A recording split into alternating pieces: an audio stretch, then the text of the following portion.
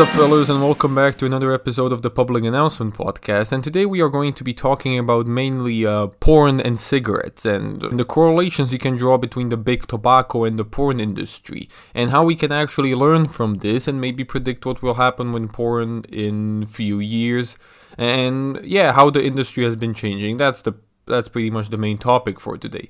Now, when concerning porn, I have nothing personal against it, but there are a few problems that run with porn, and one of the most basic ones is that it enhances images of unnatural things. I mean, if you look at the women or the males, it has been said, it has been proven, it has been repeated all over again that they use post-editing, maybe even they edit the photos or the individual videos to make it seem more unnatural, and that wouldn't be the worst thing, but if you read the stories from the actual filmings, it's disgusting. The women there are treated like absolute trash. They're pretty much like pump and dump dolls. They are not cared for anymore. I don't know about the males. There haven't been too many males speaking out, but there have been quite a few females that talked about their experiences with the porn industry, and it wasn't nice and dandy how most of the people imagine it. And what has been noticeable, and I am not the only one that noticed this, many people did too, is that porn sites or generally porn industry starts to feature porn stars that purposefully look very young. And that wouldn't be too bad. I mean, you want somebody young in your porn videos, but we are talking looking young, maybe 14 or 13 years old. Of course, those girls are 18 and 19, but they purposefully make them look younger. And that kind of, starts to spread pedophilia a bit. And it's not really the rabbit hole you would like to go down to. Also, there have been a couple of researchers that have been connecting porn to people being antisocial. People cannot have normal relationships. There are problems even with the sexual life of the partners, or even with just communication in general. And many of these people who long-term use porn, mainly males, they think of women as, they simply think of women as objects to fuck, as sexual dolls or anything like robots, and nobody is quite sure at this point what it does. And the opinions are divided as always, but I think that's only because of the lack of research, or of proper research, I would say, because again, we're going to talk about that more in later. Now, tobacco, it has been popularized during the World War I and World War II, and with tobacco also rose the spreading of lung cancer. Now today for us this might not be a new fact. Most of us know that tobacco is responsible for lung cancer, but when you transfer yourself back to the 40s, 50s, not many people were aware of this fact, and not many people were even willing to accept that something like that was. But a couple of researchers made heavy impact on the public opinion, and generally speaking, people born after the baby boom could be said to sort of have this repellent against cigarettes. They don't really want to have anything in common with them, or they don't smoke as much as people did in the 50s and 40s, where it was pretty much considered to be okay. You could smoke almost anywhere, even inside restaurants, and sometimes it was kind of like a necessity for social outgoing. You would just sit down and smoke, and who wasn't smoking was the weird one out of the circle. Sort of like, I don't know, the guy who doesn't order food at a restaurant when they go on a night out or something like that, But there are certain parallels to be drawn between these two industries, and the main one and the biggest one is the banning of research. Now, when we look into the past, we know that the tobacco company has banned many researches and has done many counter-fake researches in order to make sure that the product stays safe. There have been some documents released in 1998, I believe, that even specified the tobacco industry knew about the entire cancer risk even before the entire industry started researching into it. It was actually written in the documents. Throughout the years, the big tobacco tried to make fake researches, pay scientists to lie the truth, call other researchers untrustworthy for whatever reasons.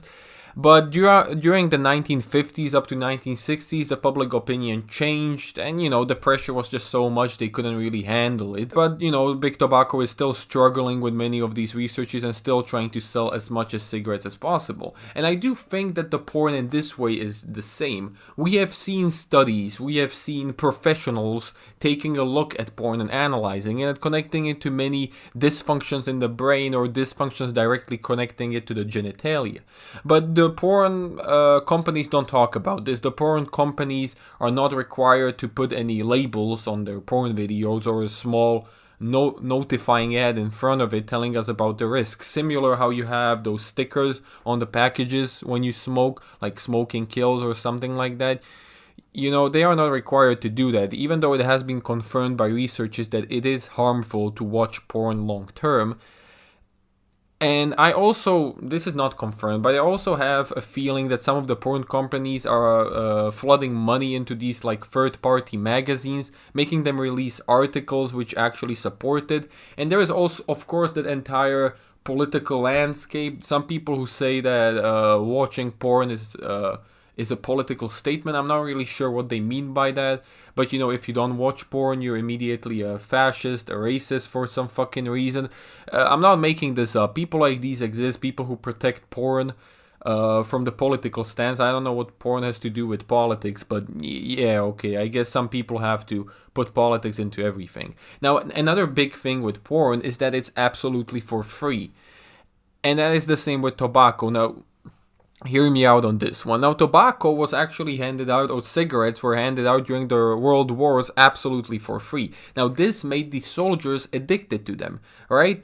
The companies surely weren't handing out the cigarettes for free because they wanted to support the American army or whatever. They knew that when the soldiers would return home, they would start smoking because they would miss the old buzz or whatever those cigarettes provide. And the same is with porn. I mean, you can go on the internet and you can pretty much find a porn video in if you know the sites or the names of the sites, or even if you type into Google porn, I mean, it will show up some sites that you can access, and you can probably within a minute find hundreds, if not thousands of different videos you can choose from.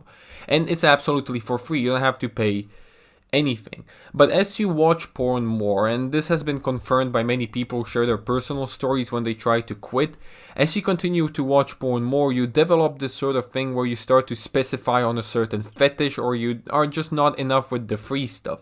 So you start to buy premium accounts, you start to buy specific accounts for your specific fetish on some specific sites, and that's how the entire industry earns money on you, by hooking you in with the free product. And then suddenly, when that free product isn't enough, they're very quickly to offer you an alternative, which means, well, okay, now you have to pay $5 a month. And you're like, oh, you know, that's nothing bad, you know, it basically is entertainment. Once porn becomes entertainment for you, you are willing to put down money on it. I mean, people buy cigarettes, but they buy them, why? Because they're stressed out, because they take them as some sort of an entertainment, escape from reality. If you take porn as an escape from reality, you are more likely to pay for it than as a person who does it maybe once a month. So this handing out and actually free access of porn makes it that much more dangerous, because you can develop addictions pretty fast. And this kind of connects with the third point I have, which means that it's widely available. And also, and if you think about it, cigarettes are probably right after porn the most widely available addiction. I mean, if you compare cigarettes to, let's say, drinking, okay? You cannot drink in public, you cannot really drive under influence, you cannot do many activities when consuming alcohol, you cannot even work.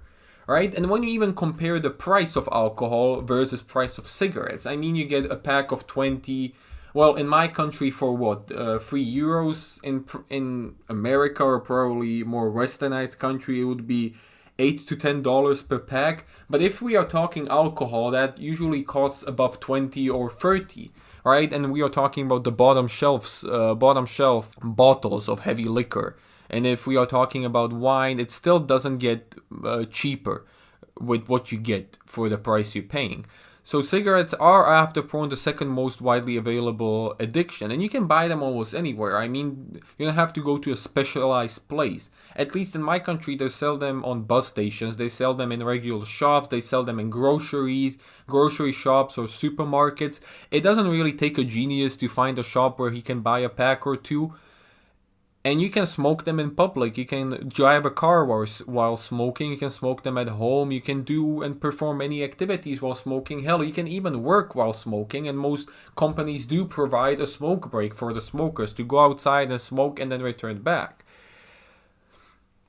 But as I said, cigarettes are the most widely spread addiction after porn, and that is because porn is online. You can literally, as I said, access porn from your computer within minutes, if not seconds.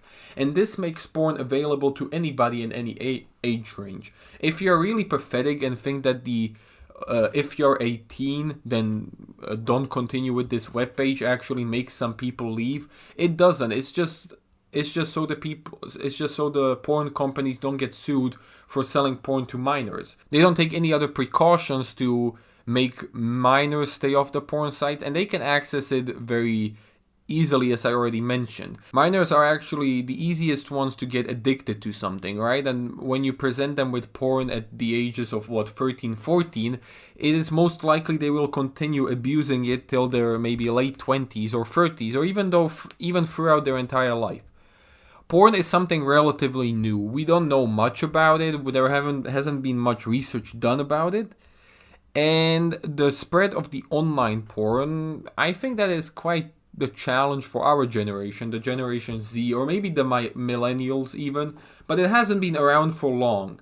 And I think the solution to this problem is to do more research about it, to actually listen to doctors who deal with psychology or brain or whatever, to listen to these people, to produce studies, to study it, to make sure that we get the right facts out there.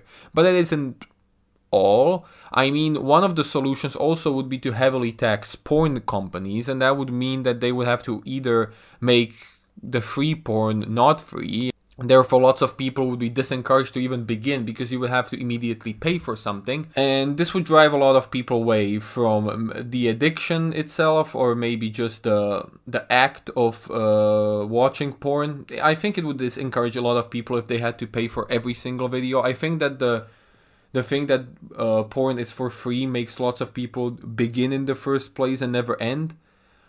I also think that maybe a state enforce of banning of porn in a way, but tobacco companies have been banned in a way. They are not allowed to make commercials only on specified places, at least in my country. You have just billboards in the individual shops for cigarettes, which sort of promote the products. But if you came to a shop for cigarettes, you're obviously buying cigarettes. So, the advertisement doesn't really have that much effect on you. They're completely banned off TV. They're completely banned off visual advertisements like billboards or posters.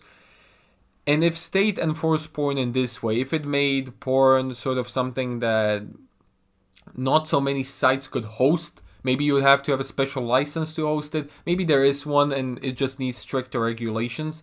And I also think that one of the greatest things that could ever come out of this entire porn mess is the Coomer meme. Because the Coomer meme is essentially an anti-propaganda to porn. And as I already mentioned in the last episode, memes have been getting a lot of traction, mainly among the young generation. And the young generation is the most affected by this problem. And therefore, if you develop a meme which is the anti-culture or the anti-propaganda to porn, you essentially make sure that the younger generation stays off porn, or at least the people who think about the consequences do. Now, I don't think that there is going to be some kind of wide crackdown on porn, that suddenly we are just gonna start banning it, nobody's gonna watch it anymore.